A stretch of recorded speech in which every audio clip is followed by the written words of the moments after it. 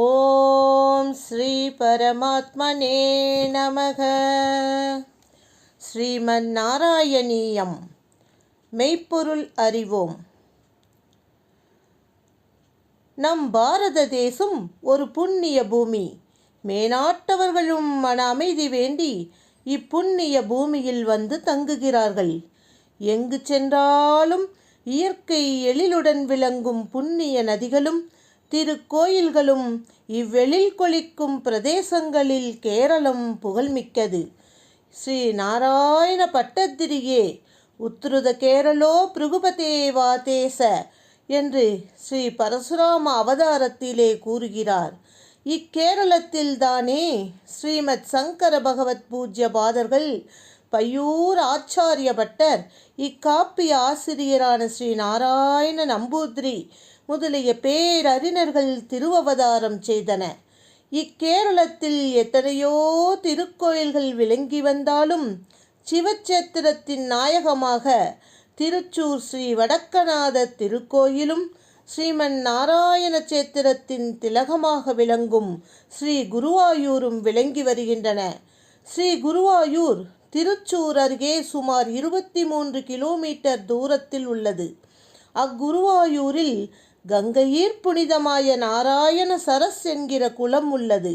அதன் தென்கரையிலே விளங்குகிறது ஸ்ரீ குருவாயூரப்பனின் திருக்கோயில். நாராயணா அகில குரு பகவன் நமஸ்தே. சர்வத்ர கோவிந்த நாம சங்கீர்த்தனம். கோவிந்தா கோவிந்தா. 14 புராணங்களில் ஒன்றான ஸ்ரீ நாரத புராணத்திலே குருபவன மகாத்மியம் எனும் பகுதியில் ஸ்ரீ குருவாயூரப்பனின் திருக்கோயிலின் தோற்றம் பற்றிய வரலாறு காண கிடைக்கிறது.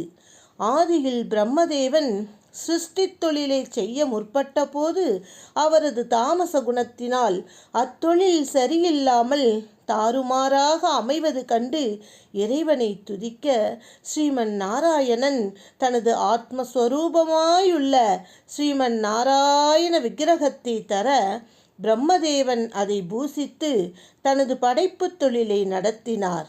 படைப்பு தொழிலும் இனிதே நடந்தது.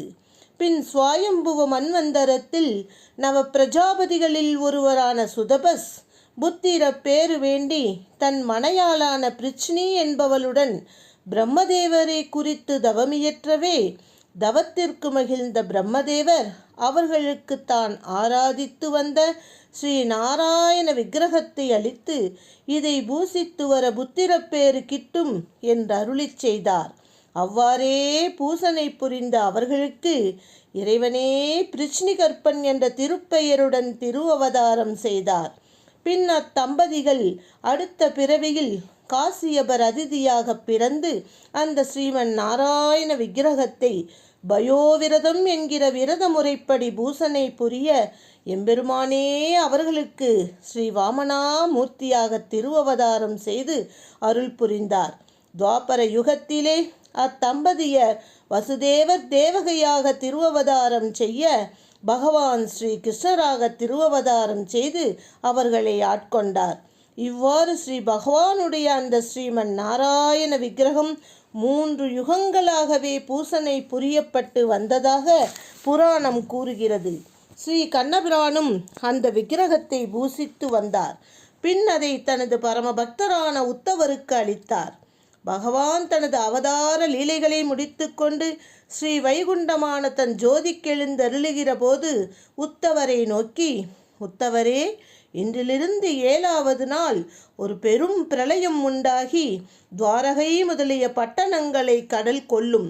இனி கலியுகம் பிறக்கப் போவதால் மக்கள் அதன் கொடுமைகளுக்கு ஆளாகி துன்புறுவர். ஐயகோ!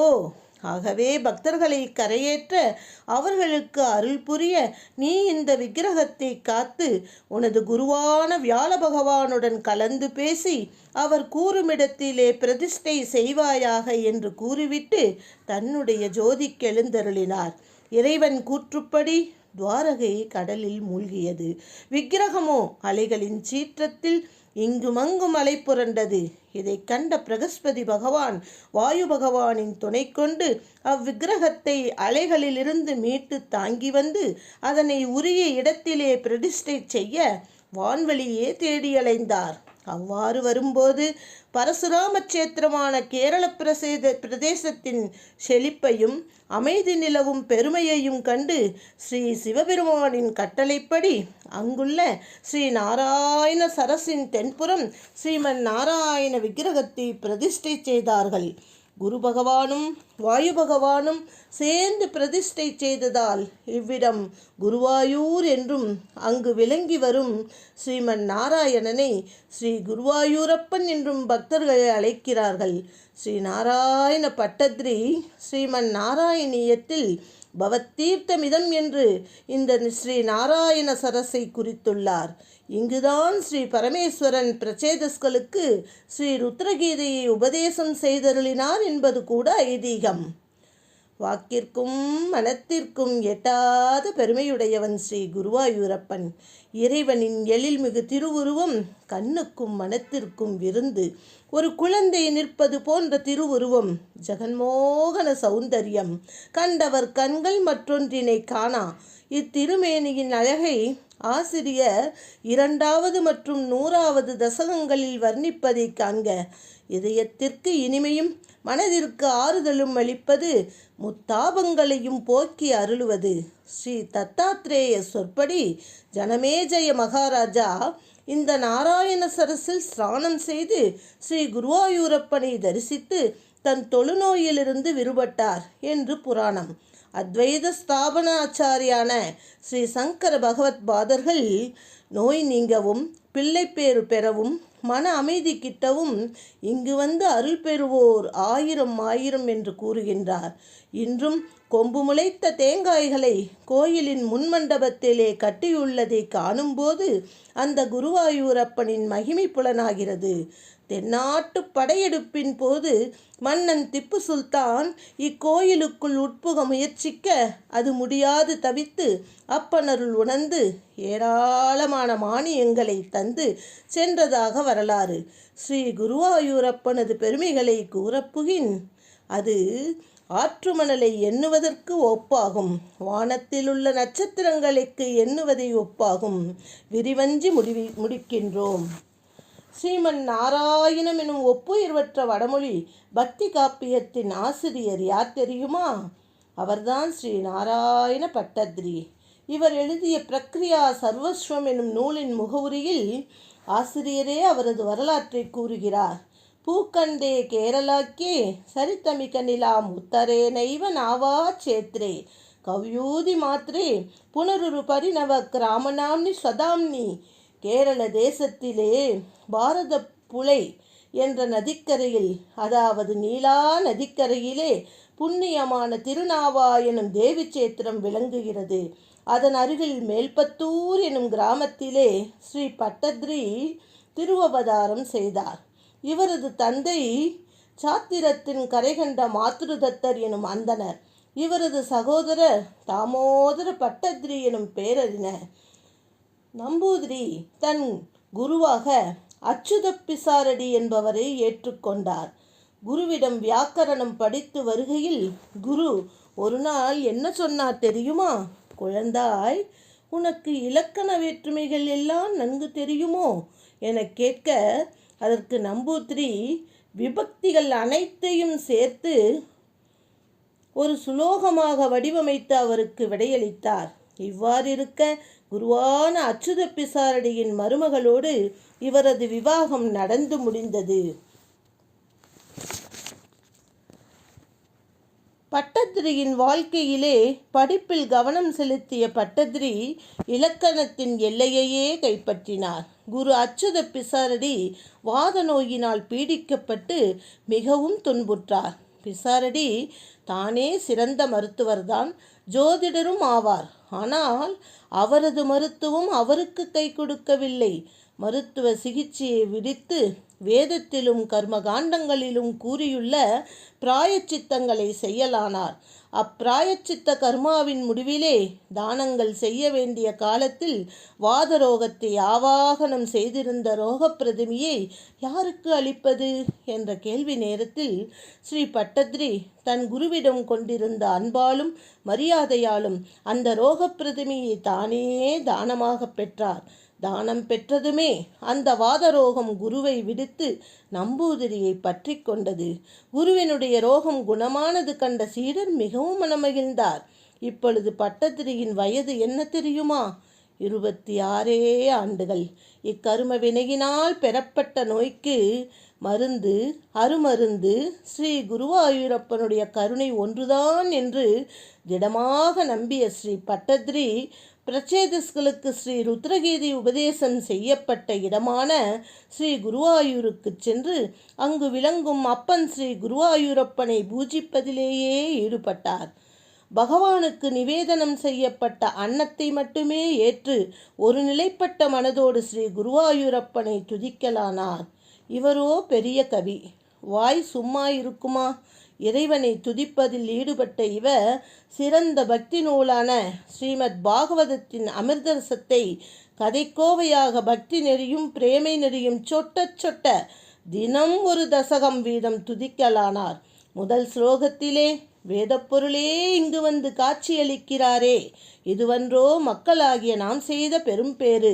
தத்தாவத்பாதி சாட்சாத் குருபவனபுரே ஹந்தபாக்யம் ஜனானாம் என்று போற்றுகிறார். முதல் 2 நாட்கள் நோயின் நிலை சற்று மந்தமாக இருந்தது. 3வது நாள் நோய் மிகவும் தீவிரம் அடைந்தது என்பதை நாம் 3வது தசகம் படிக்கும் போதே தெரிகிறது. முதல் 2 தசகங்களில் தன் நோயை பற்றி கூறாது உலகினரின் துன்பம் துடைக்கவே ஸ்ரீ குருவாயூரப்பனை தஞ்சமடைகிறோம் என்று குறிப்பிட்டு பேசிய ஸ்ரீ பட்டத்ரி 3வது தசகத்திலே 2, 7, 8 ஸ்லோகங்களில் தனது நோயை பற்றி குறிப்பிட்டு 9வது ஸ்லோகத்திலே தனது வெறுப்பையும் வெளிக்காட்டுகிறார். தங்களிடம் பக்தியற்றவர்கள் கூட இன்பமாக இருக்கும்போது குருவாயூரப்பா, உன்னுடைய பக்தனாக நான் வருந்துவது ஏன் என்று இறைவனிடமே வினா எழுப்புகிறார். இவ்வாறு இறைவனை துதித்த பாக்கள் 1000 கடந்ததும் அது ஸ்ரீமத் பாகவதத்தின் கதைக்கோவையும் பிறலாது வரிசையாக அமைந்ததும் இறைவன் ஸ்ரீ குருவாயூரப்பன் ஸ்ரீ பட்டத்திற்கு நேரிலேயே காட்சியருளினார்.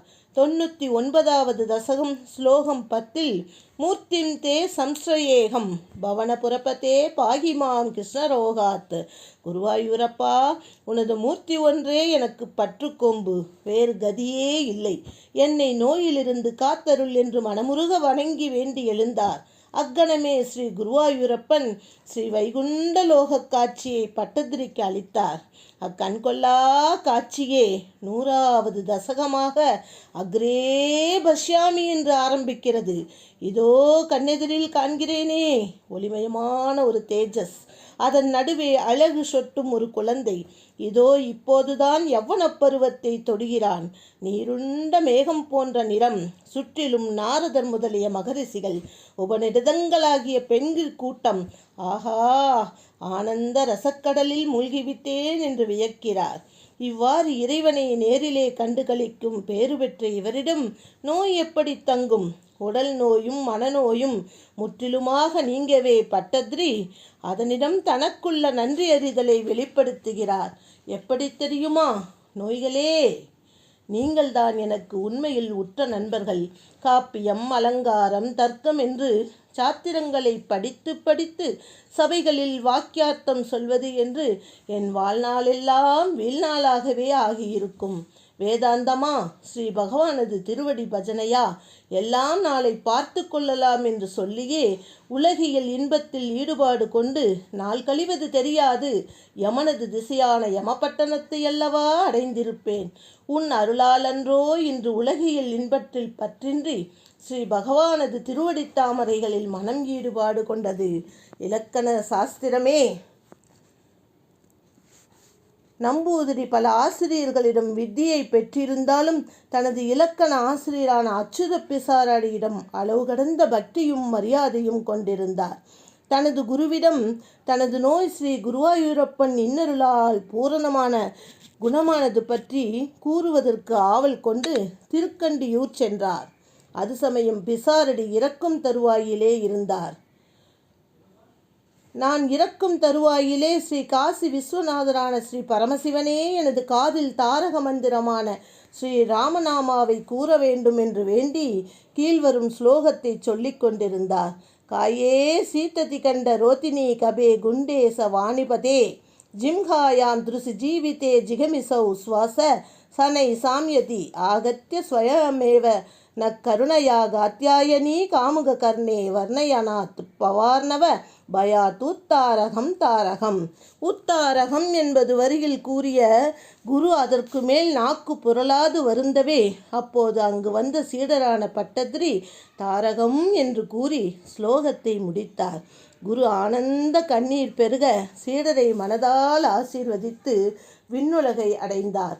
வடமொழி இலக்கியங்களில் எத்தனையோ திருநூல்கள் மலிந்து கிடந்தாலும் அவற்றில் முதலிடம் வகிப்பது சௌந்தரிய லகரி என்றால் இரண்டாவது இடத்திலே வருவது ஸ்ரீமன் நாராயணியமே. சௌந்தரிய லகரியோ நாளிகேரபாக வகையைச் சார்ந்தது. ஆனால் ஸ்ரீமன் நாராயணமோ எல்லோரும் எடுத்தவர்கள் எல்லாம் கண்டு ரசித்து படித்து ரசிக்கக்கூடிய திராட்சாபாக வகையை சாய்ந்தது.